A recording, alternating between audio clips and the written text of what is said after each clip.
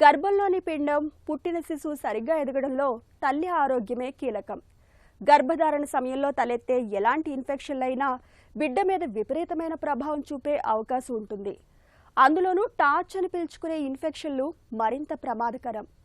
టాక్సోప్లాజ్మాసిస్, HIV, syphilis, parvo, rubella, cytomegalo, herpes వంటి ఇన్ఫెక్షన్లకు సంక్షిప్త రూపమే టార్చ్. టార్చ్ ఇన్ఫెక్షన్లు ముందుగానే గుర్తించడం చాలా కీలకం. ఇందుకు తేలికైన రక్త పరీక్ష ఎంతగానో తోడ్పడుతుంది. టార్చ్ పరీక్ష ప్రాధాన్యం గురించి డాక్టర్ని అడిగి ఇప్పుడు తెలుసుకుందాం.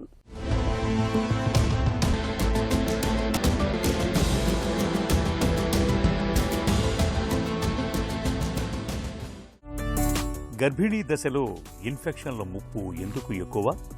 గర్భిణీ దశల్లోనూ మనకి ఇన్ఫెక్షన్లు వస్తే కొన్నిసార్లు ముప్పు ఎందుకని అనుకుంటామంటే వాళ్ళకి రోగనిరోధక శక్తి మామూలుగానే ఉంటుంది, కానీ బిడ్డ అన్నది తల్లి జన్యు కణాలు తండ్రి జన్యు కణాలతో పాటు పుడుతుంది. కాబట్టి ఈ జన్యు కణాలకి మా తల్లి జన్యు కణాలకి సరిపోకపోతే కనుక రిజెక్షన్ అని వస్తుంది. అలా కాకుండా ఉండడానికి మనకు కొన్నిసార్లు ఈ రోగ నిరోధక శక్తి కొంచెం తగ్గుతుంది. కాబట్టి ముఖ్యంగాను మొదటి 3 నెలల్లో బిడ్డ అవయవాలన్నీ తయారవుతాయి. ఆ సమయంలో కొన్ని ఇన్ఫెక్షన్స్ వస్తే బిడ్డ మీద దుష్ఫలితాలు ఉండొచ్చు.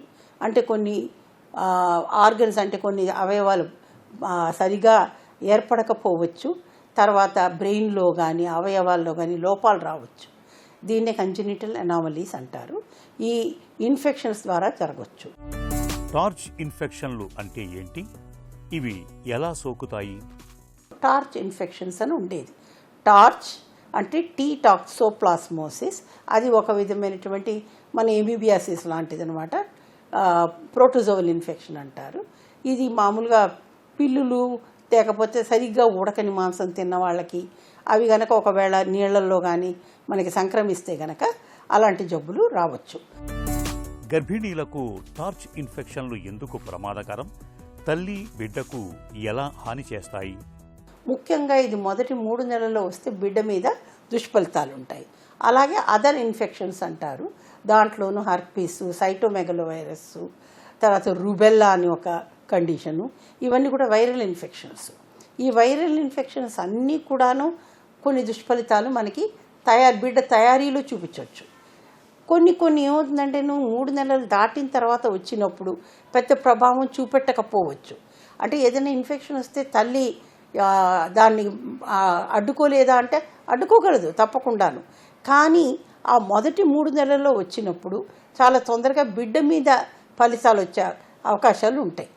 అలాగే ఏదైనా ఇన్ఫెక్షన్ వచ్చినప్పుడు 7వ నెల దాటిన తర్వాత తల్లికి కనుక ఇన్ఫెక్షన్లు వస్తే అవి తొందరగాను మాయ ద్వారా బిడ్డకి సోకే అవకాశాలు ఉంటాయి. ఇటీవలి కాలంలోనూ మన యూకేలో వాళ్ళు దీన్ని టార్చ్ అని అనకుండా స్కార్చ్ అంటున్నారు. స్కార్చ్ అని ఎందుకంటున్నారంటే అక్కడ సిఫిలిస్ అంటే ఇది ఒక సుఖవ్యాధి. అంటే భార్య నుంచి భర్తకి, భర్త నుంచి భార్యకి సోకచ్చు.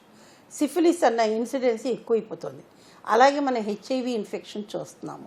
ఈ హెచ్ఐవి ఇన్ఫెక్షన్ కూడా తల్లి నుంచి బిడ్డకి రావచ్చు తల్లికి ఉంటే కనుక.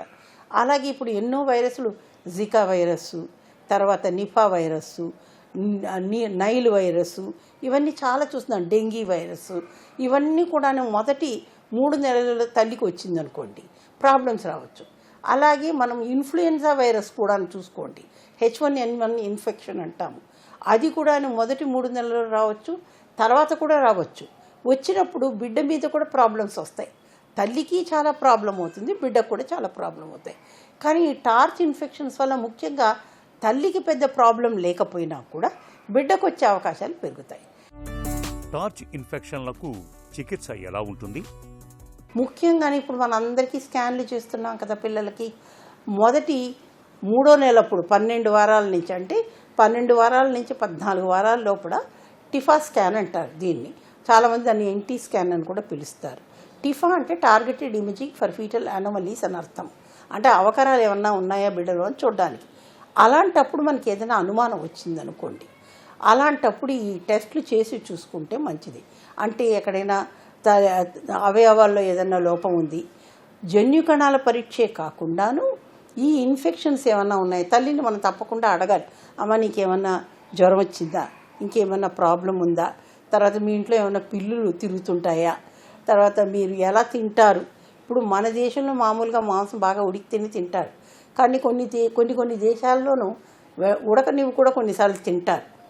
అలాంటప్పుడు ఇలాంటి జబ్బులు వచ్చే అవకాశాలు చాలా ఎక్కువ ఉంటాయి. ముఖ్యంగాను పిల్లులు కొన్ని జంతువులను పెంచుకునే వాళ్ళలో కూడాను వాళ్ళ ఇళ్లలో ఇది అవుతుంది.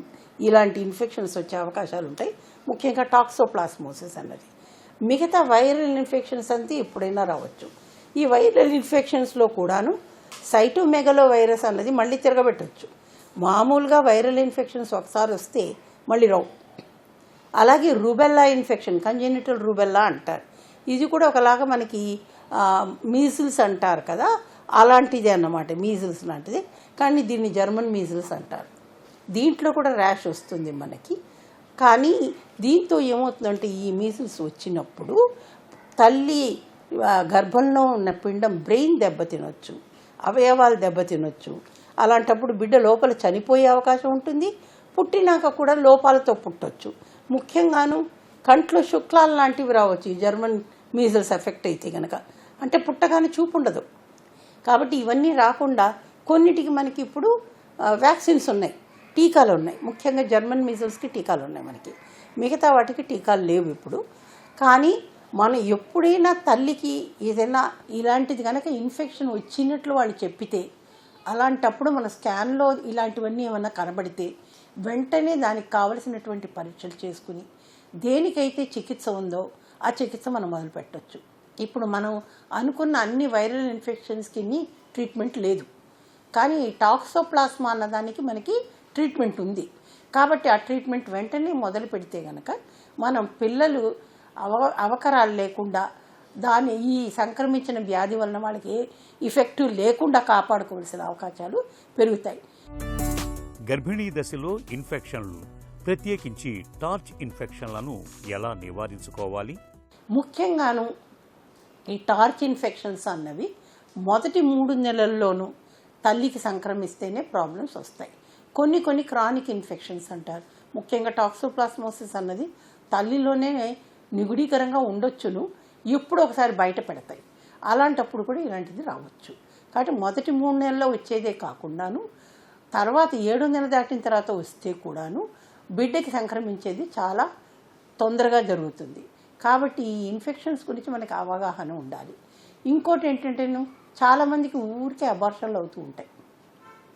అంటే మనకి మొదటి 12 నెలల లోపల 3వ నెల దాటే లోపల వాళ్ళకి గర్భస్రావం జరుగుతుంది. అలాంటి వాళ్ళల్లో కూడా ఇలాంటి ఇన్ఫెక్షన్ ఉంటే కనుక గర్భస్రావం జరిగే అవకాశాలు ఎక్కువ. ముఖ్యంగా ఆ సమయంలో ఇన్ఫెక్షన్ వస్తాయి. అందుకని ప్రతి వాడికి ఈ టార్చ్ ఇన్ఫెక్షన్ టెస్ట్ చేయవలసిన అవసరం లేదు. కానీ ఎప్పుడైతే మొదటి 3 నెలల్లో తల్లికి ఏదో జ్వరం వచ్చింది, కోల్డ్ వచ్చింది, ఇంకేదైనా జ్వరం వచ్చిందంటే ముఖ్యంగా ఇలాంటి ఇన్ఫెక్షన్స్ బిడ్డకి ఏదైతే ఎఫెక్ట్ చేయగలదో అలాంటి ఇన్ఫెక్షన్స్ లేవు అని తెలుసుకోవడానికి ఈ పరీక్షలు చేయడం చాలా ముఖ్యం. గర్భిణీ దశలో ఇన్ఫెక్షన్ల విషయంలో అప్రమత్తంగా ఉండాలి. ముందస్తుగా టార్చ్ పరీక్షను చేయించుకోవడం అన్ని విధాల మేలు. కాన్పయ్యే వరకు పెంపుడు జంతువులకు దూరంగా ఉండడం ద్వారా పుట్టబోయే బిడ్డకు ఇన్ఫెక్షన్ సోకకుండా నివారించుకోవచ్చు.